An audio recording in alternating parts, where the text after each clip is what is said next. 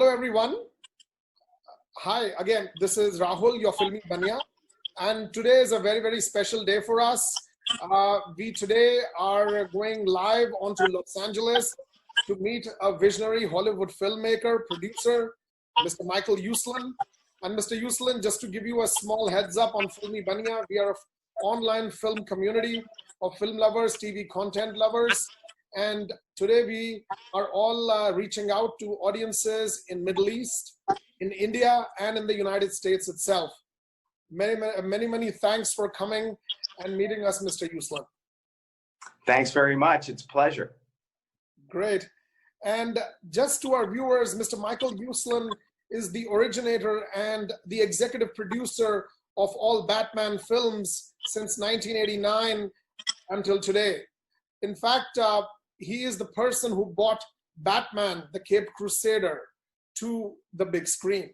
And he was the one who thought of this crazy idea that Batman, who's so beautifully represented on the big screen, was not that a serious character back then in 1970s. So we can credit him to be the person, whenever you see a Christopher Nolan film, or even you see the new Matt Reeves film, or you see the Tim Burton, Joel Schumacher films, they were all because of his efforts. He and his partner, the late Benjamin Melniker, were responsible for getting the Caped Crusader onto the big screen. And today here he is live with us for the first time in India. And we will be taking some questions. So now we start, Mr. Uslan, with your permission. Certainly. Looking forward to it. Sir, our first question is that on the eve of the 80th anniversary of the Batman, kindly share with us your journey of Batman from the first Tim Burton film to the current Matt Reeves film, which is in the works. How has Batman as a character changed over the years and decades? And do you feel that the dynamic socio-political environment has affected him to evolve as a character? Well, that question, if I answer it properly, should take us about 4 hours. But the shorter version of it is simply this. Let's start with the comic books. Yes. The character created by Bob Kane and Bill Finger and expanded on by Jerry Robinson and then so many other great writers, artists, editors in the history of DC Comics has evolved and changed from one extreme to another within the comic books. And if you look and take an overview of the Batman movies and animation, you'll see the same thing.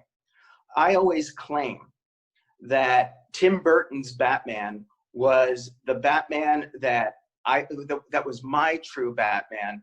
The guy created in 1939 through the 1940, the creature of the night, the Dark Knight who stalks deeply disturbed criminals in the shadows. And then it really morphed. The Batman we see in Batman Returns echoed for me more the Batman of the 1990s, let's say 86 and up, where he became very dark, almost vampiric in nature. Yes. When Joel Schumacher came in, I thought Batman Forever took on the tone of the comic books from the mid to late 40s throughout the 50s and into the early 60s, which was Batman and Robin punting their way through crimes, jumping on giant typewriters and big props, and fighting an array of macabre to silly supervillains. Mm-hmm. Batman and Robin, and the less said about this one, the better, that echoed the Batman TV series circa 1966-67. When Chris Nolan, I have to tell you, in my 44 years in the business, I've worked now with 6 people that I consider geniuses. Okay. And all 6 had something to do with Batman. So just as a quick tangent, a young Tim Burton, Christopher Nolan, there's no doubt you're talking genius. Anton Furst, my dear friend, who designed and built Gotham City in Batman 1989 and designed the whole look of the picture, the Batmobile. Todd Phillips, what Todd did with the Joker movie, which we'll talk about a little bit later, completely reinvented how a comic book movie could be presented and how these characters could be presented and perceived by the world culture. But I also want to mention Phil Lord and Chris Miller, because if you look at what they did in the Lego movie, which led to the Lego Batman movie, where you could have fun with Batman and laugh with Batman, not at Batman, was incredible. And to me, they solidified their genius when they moved on to do Into the Spideyverse. And then there's no question these two young guys are geniuses. So now we backtrack. So what Chris Nolan did when Chris came in, he had a very, very, very important mission as far as I was concerned, because he took on the responsibility of restoring the darkness and dignity to Batman on screen, which was triumphant. And I'm sure you know, we are now celebrating the 15th anniversary of Batman Begins. Yes, of course. And the beginning of the Dark Knight trilogy, which is very exciting as well. And so on and on and on we go, and we'll continue to go. The last part of that answer, before I backtrack and tell you how this all began, is that to me, fans should never focus just on casting. When they hear somebody being cast, and I've lived through this, you know I've lived through this for the past 31 years, and it started when Michael Keaton was announced as Batman. This was before social media, and the fans went berserk. Oh my God, you stupid people are going to destroy Batman. It's going to be horrible. You're hiring Mr. Mom, a comedian, to play Batman. It's going to be directed by the director of Pee-wee's Big Adventure. This is going to be a campy comic nightmare, until they saw the picture. And then they never wanted anyone else to play Batman again. Same thing happened when Heath Ledger was announced that he was going to be playing the Joker. There was an outcry. How can you guys hire a quote unquote gay cowboy to play the Joker? He will destroy this character. And of course, after a performance of a lifetime by Heath Ledger, nobody wanted anyone else to reprise the Joker for quite a while. And we had the same thing echoing with Ben Affleck, and the same thing echoing with Robert Pattinson. But to me, the magic is, who is the filmmaker? Do you believe, do you know? Okay, so I'm in a better position to know. Fans have to be in a better position to believe that the filmmaker has a passion for the character and a love for the character. Yes. That the filmmaker has an understanding and knowledge of the character. That the filmmaker has a vision for the character and has the ability to execute that vision. Because if you go back to Chris Nolan now, part of Chris's genius, in my eyes, is the fact that he casts outside the box. Never the way we were all expecting him to cast.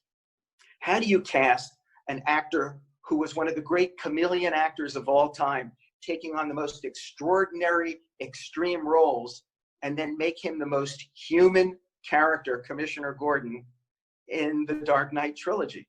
Gary Oldman. Yeah. And and it goes on from there. So it's very, very exciting to see that happen and to see it evolve. Matt Reeves, I'm not going to spoil anything for anybody, but I'm telling you, as a lifetime boy who loved Batman, which, Stan Lee always told me, Michael, whenever you see a chance to plug anything, make sure you plug it, which happens to be the name of my book, my memoir. That's the hardback version, and now there's a new revised trade paperback version that's on sale, Amazon, et cetera, et cetera. Thanks, Stan. I appreciate that. And so to me, Matt he's perfect. I mean, he's got this. He understands this. And you're going to see a young, emerging Batman. And I keep going back to what Tim Burton said. Let's go back for a moment to the 1989 movie. And by now, I'm sure you understand my method of talking and teaching is through tangents. Yes. But somehow we will always circle back. So we go back now to Tim Burton. 1989. Actually, let's start in 1986 when he first came aboard. Tim, at the time, he hired Michael Keaton, chose and hired Michael Keaton to play Batman, came about 10 days or 2 weeks after I got my dream casting of Jack Nicholson to play the Joker, who was the only actor I wanted ever up to that time to play the Joker. After seeing The Shining, how could you not? And I was apoplectic when my executive at the studio said, "Do you know what Tim's new idea is about Michael Keaton as Batman?" And I said, "Oh, funny joke. That's great. I've been at this now for almost 8 years to do a dark and serious Batman movie. Let's hire a comedian. Let's hire Mr. Mom to play Batman. That'll be just great." Took him almost a half an hour to convince me this was real. So when I talked to Tim explained to me a number of things. One of which he said, "Michael, this movie's got to be revolutionary. This is going to be the first ever movie that is a dark and serious interpretation of a comic book superhero."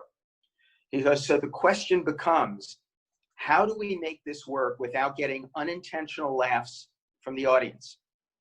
How do you avoid unintentional laughs from the audience when they see a guy getting dressed up as a bat and going out and fighting a guy who looks like the Joker?" And that's what I call Tim's big idea. Big idea. And it's an idea so big that it reverberates right to this coming weekend at the Hollywood box office and box offices around the world. He said, "Michael, if we're going to do this seriously and make this the first one, this movie cannot be about Batman." My heart sank through my feet. I must have turned white as a ghost. I said, "What are you talking about?" He says, "This movie has got to be about Bruce Wayne." If we can convince audiences who have never read a comic book all around the world in a way that can transcend borders, can transcend cultures, it's got to be about Bruce Wayne, a young man so traumatized, so driven, so obsessed to the point of being psychotic that audiences will suspend their disbelief and say, "Okay, this guy would put on a cape and cowl or armor and go out and do this." He said, "I can make that work with Michael Keaton." And I said, "But Tim, he's a comedian. He's my height, for God's sake. He has a receding hairline. He doesn't have big muscles, and he doesn't have a square jaw that defines Batman." And Tim said to me, "Michael, when we go from one medium to another, a square jaw does not a Batman make. It is all about the human being." Yes. I can carve musculature into a costume. I can cheat height. We can deal with all of that. He says, "But I'm telling you, Michael is a great serious actor." So they quickly set up a screening of the rough cut of a movie called Clean and Sober that I could see. And I came out of that, I said, "I take it all back. This man is a fabulous, serious actor." And but that big idea that he had, there was a corollary to it. His corollary was, in order to make this work, to make any serious comic book superhero movie work, we've got to concentrate on the world building. And that means from the very opening frames of our movie, Gotham City must become the third most important character in the piece. We must make audiences believe in Gotham City before they can believe in Batman and Joker. And he was absolutely right. So I say to you, look at the impact his vision has had. That's what opened the door for Marvel. I challenge any fan who may be out there looking at this or listening to this. The Iron Man movies, they shouldn't be called Iron Man. In reality, they should be called Tony Stark. Yes, absolutely. The Spider-Man movies we're seeing, they should really be called Peter Parker. Tim's idea continues to resonate and define what we've been able to do. Fantastic. Well, I think what you have said makes a lot of sense today, because if you look at even what Stan Lee had mentioned a few weeks before he passed away in one of the movies of Marvel, there's an introduction in which he says that my characters are also human. That's another reason why people find me as as the creator of humans, who would go out and be doing these extraordinary things, but at the center of it all, they're human beings. You're absolutely right. And there was a second rule that Stan laid down to me. You know, I first met Stan when I was 11 years old. Stan was my idol. He became my mentor. He became my friend, and we had a chance to work together creatively as well. My son David and I were honored to be two of the producers for Stan's memorial held at Grauman's Theater in Hollywood, which was the greatest send-off anyone has ever had, believe me. And Stan said to me, what you have to understand is my theory of supervillains in order to understand the superheroes. And I said, what do you mean, Stan? He goes, Michael, the longest lasting and most popular superheroes in history are the ones who have had the greatest supervillains. Because ultimately, it is the supervillain who defines the superhero. Right. And that is absolutely true. And Batman, and I don't think anyone out there can argue this, absolutely. Batman has the greatest rogues gallery of supervillains in history. Yes, yes. In fact, if you look at purely, I'm not speaking as a supporter of Marvel or DC here, but if you look at it, if something is superior in the DC arsenal, it's the supervillains. I mean, you can say anything you want about Thanos. You know, he's a great villain, no doubt, but he's nothing compared to what is the Joker. Like, in fact, Joker's brilliance is in the fact that two actors have won Oscars playing the same character in last 12 years. We have Joaquin Phoenix and we have Heath Ledger both playing the same character. So, and we've never had an Oscar for somebody playing the Batman. You know, it's quite. I will add a couple of things to that. And that is, in 1989, the Motion Picture Academy was made up of a lot of older white guys. And there was no way they were going to be voting anything for a comic book movie when it came to acting. Otherwise, if the times were a little different, if Jack Nicholson had portrayed the Joker in a later era, I have no doubt he would have been nominated or won an Oscar himself. The other one who I have to mention whenever Joker comes up, because he doesn't get mentioned enough. And I always claim, if in the United States we build another Mount Rushmore, but this one to the Joker, there are going to be 4 heads on that mountain.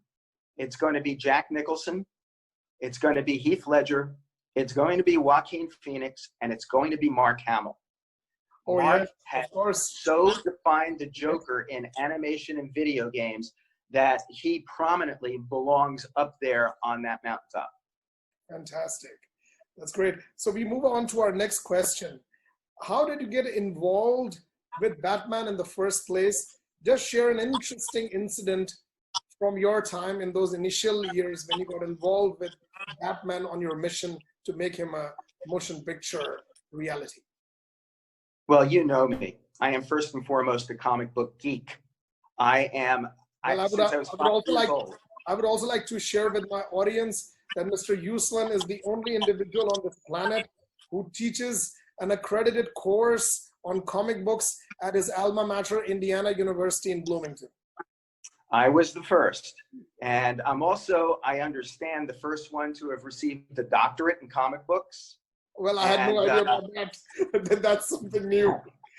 And one other thing I'd like to mention, you mentioned Indiana University. I have so far donated some 45,000 comic books and memorabilia to Indiana University's rare book library, the Lilly Library, which is accessible to scholars and students and researchers in Bloomington, Indiana. So we'll get that little program. So I became a Batman fan. I was Superman first because when you're 5, 6 years old, and I was growing up in the 1950s, Batman was a little too scary for me. My older brother, Paul, he bought Detective Comics and Batman comics, but I kind of stuck to Superman, who was on TV, Lois Lane, Jimmy Olsen, Supergirl eventually. But by the time I turned about 7, 8 years old, Batman stole my heart. And the reason for that, the reason he became my favorite superhero of all time, was very simple. Primarily, it was about, there were maybe 4 reasons, but of the 4 reasons, the most primary one was he was human. And beginning as a kid, I could identify really strongly with him and believe that Batman was possible. Superman was not. Spider-Man, Hulk were not possible. But if I studied really hard, and if I worked out really hard, and if my dad bought me a cool car, I could become Batman. So that was the driving force. The other thing, as I mentioned before, he has the greatest supervillains in history. A third reason is that he had the most primal origin story. I don't care what country you're in, what culture you come from, what God you worship. The story of a young boy seeing his parents murdered before his eyes and over their bodies, sacrificing his childhood and making a commitment, making a vow that he was going to spend the rest of his life getting the guy who did this, getting all the bad guys, even if he had to walk through hell for the rest of his life. And that began his journey becoming an urban warrior and a legend. And that's an incredible story. When I was 8 years old, I never once thought about my parents being killed or dying. That was a traumatic, impactful story that I took through the rest of my life. And of course, the fourth element of Batman that made him my favorite, the car. The car. Yeah, so that's what got me hooked. The key moment for me that set me on the course for my career, and ultimately it has defined my life, came in January 1966. It was a cold night in New Jersey to premiere. It came on. Wow, the opening animation kind of looked like Bob Kane artwork. It was in color. Somebody was spending a lot of money on the sets and the car looked really cool. But about 20 minutes in, it hit me. This was being played as a comedy. This was treating Batman as a joke. And it killed me that the whole world was laughing at Batman. And that night, in my downstairs den, I made a vow, like young Bruce Wayne once made a vow. Except he made his vow over the bloody bodies of his parents. My parents were safe upstairs in the kitchen. And I said, somehow, someday, I will find a way to show the world the true Batman, the Dark Knight who stalks criminals in the shadows, the deeply disturbed criminals. And I will find a way to remove from the collective consciousness of the world culture these 3 new words, pow, zap, wham. And that was my vow. But what do? I'm a kid from New Jersey. I'm a blue-collar kid. My father was a stonemason. My mom was a bookkeeper. I didn't come from money. I couldn't buy my way into Hollywood. I didn't know anyone in Hollywood. I had no relatives in Hollywood. So the question becomes, how do you jump over the Grand Canyon? How do you get there from here? So I dedicated the rest of my life to try to find a door that might be open just a crack, that I could put my foot into, that I would get up off the couch and be proactive and pursue my passion and find a way to make it work no matter how long it took. And ultimately, step by step, that's how I got to accomplish my goal in life and show the world a dark and serious Batman. Fascinating. You know, I look at your journey, Mr. Uslan. It's highly entrepreneurial. It's highly visionary because it's the pursuit of an idea, you know, which was considered out of the box at that time. And I think it's a learning for all of us, given your persistence, something which is the fuel of, you know, visionary entrepreneurs like Steve Jobs or Elon Musk or any of these big guys who have done well. And a lot to learn from you, sir. Okay. Well, thank you for that. You must have a very high level for frustration. And as I've explained in the past and in my book, I was turned down by every single studio in Hollywood after I bought the rights to Batman from DC Comics, which I did when I was still a kid in my 20s. I raised some money privately. I bought the rights to Batman as the kid in my 20s. Now, today— Which year was that? I might interject. Which year was this when you bought the rights? 1979. Oh, wow. 1979. Now, today you're going to go, that's impossible. That is inconceivable. That can't happen. You want to know the truth? truth is pretty amazing. Nobody else on the planet Earth showed up. And even the president of DC Comics, God rest his soul, Saul Harrison, who was a lovely man and had mentored me into the comic book industry. When I told Saul, he was president of DC, I wanted to buy the rights to Batman. He said, Michael, no. He said, don't do this.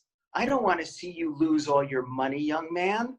He goes, don't you understand? Since Batman went off the air on television, the brand is as, this is a quote, dead as a dodo. Nobody's interested in Batman anymore. And I said, but Saul, if we do dark and serious Batman movies, nobody's ever done anything like that. It'll almost be like a new form of entertainment. And right out of the poster of Home Alone, he said, is there any way I can talk you out of this? And I said, no. He says, all right, come on in. And that began a 6-month negotiation, enabled me to find Ben Melniker, who was my dad's age, a legend in the movie business, to partner with me. And on October 3rd, 1979, we signed the contract, paid the money. I now had Batman in my back pocket, and off I went to California saying, this is great. Every studio will line up at my door. How can they not see the potential here for sequels, animation, gaming, merchandise? This is going to be a breeze. And then every single studio told me it was the worst idea they ever heard, that I was crazy because you can't do serious comic book movies. You cannot do dark superheroes. And you cannot make a movie out of an old TV series. That's never been done. So I have to just take 30 seconds. My favorite rejection, and you talk about perseverance and having a high level for frustration. One of my 2 favorite rejections came from Columbia. And they said, Michael, you're crazy. Batman will never work as a movie because our movie, Annie, didn't do well. I said, are you talking about the Broadway musical movie with the little girl with the red hair who sings Tomorrow? He says, yeah. I go, what does that have to do with Batman? And he said, oh, come on, Michael. They're both out of the funny pages. And that was their rejection. That's what I lived with. It took me 10 years from the day I bought the rights to Batman till we were finally able to get a Batman movie out. 10 years of rejection, 10 years of everyone telling you your idea stinks, go away.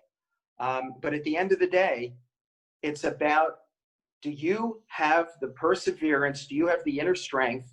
Do you have the passion to knock on doors? And I guarantee it to anyone out there, you do that, doors are going to slam in your face. I promise you they will.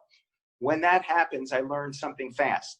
You only have 2 choices. You either go home and cry about it, or you pick yourself up, you dust yourself off, you go back and you knock again and again and again until your knuckles bleed. The Batman movie franchise was built on my bloody knuckles, pure and simple. Fantastic.